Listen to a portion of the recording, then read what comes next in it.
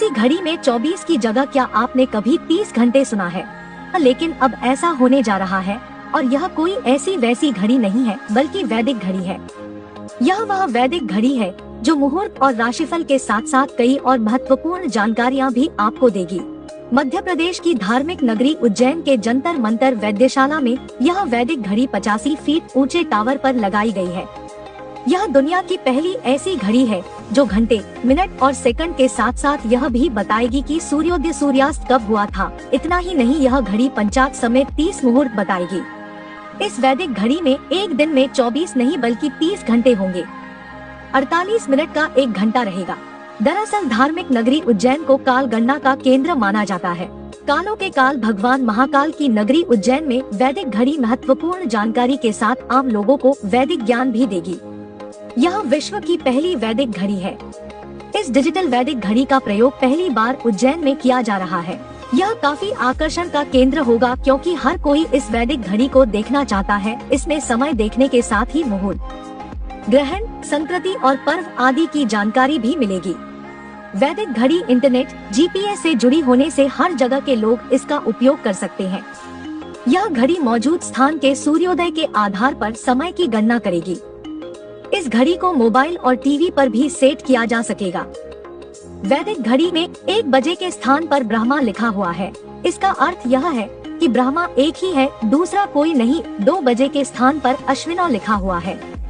अश्विनी कुमार 2 पुत्र हैं, नासत्य और दस्र। नासत्य सूर्योदय एवं दस्र सूर्यास्त का प्रतिनिधित्व करते हैं। 3 बजे के स्थान पर त्रिगुणा लिखा हुआ है, जिसका अर्थ है कि गुण 3 प्रकार के हैं, सतोगुण, रजोगुण और तमोगुण।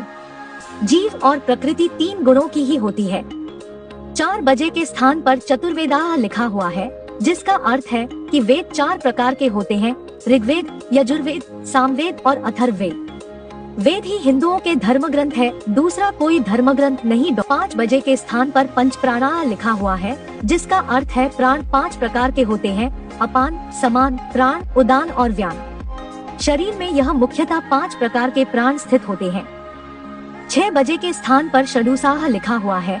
इसका अर्थ है कि रस 6 प्रकार के होते हैं, मधुर, अम्ल, लवण, कटु, तिक्त और कसाय। 7 बजे के स्थान पर सप्तर्षय लिखा हुआ है। इसका अर्थ है कि सप्तऋषि 7 हुए हैं, कश्यप, अत्रि, भारद्वाज, विश्वामित्र, गौतम, जमदग्नि और वशिष्ठ। हर युग में अलग अलग सप्तऋषि हुए हैं।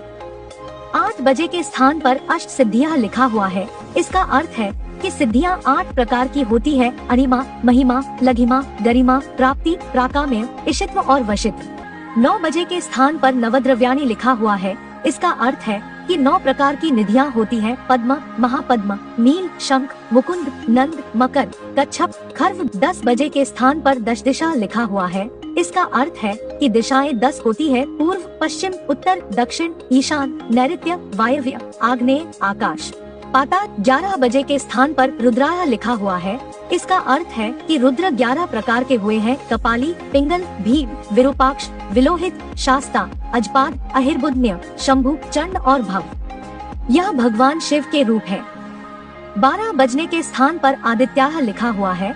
अर्थ यह है कि सूर्य 12 प्रकार के होते हैं, अंशुमान, अर्यमन, इंद्र, त्वष्टा, धातु, पर्जन्य, पूषा, भग, मित्र, वरुण, विवस्वान, सूर्य और विष्णु, वामन।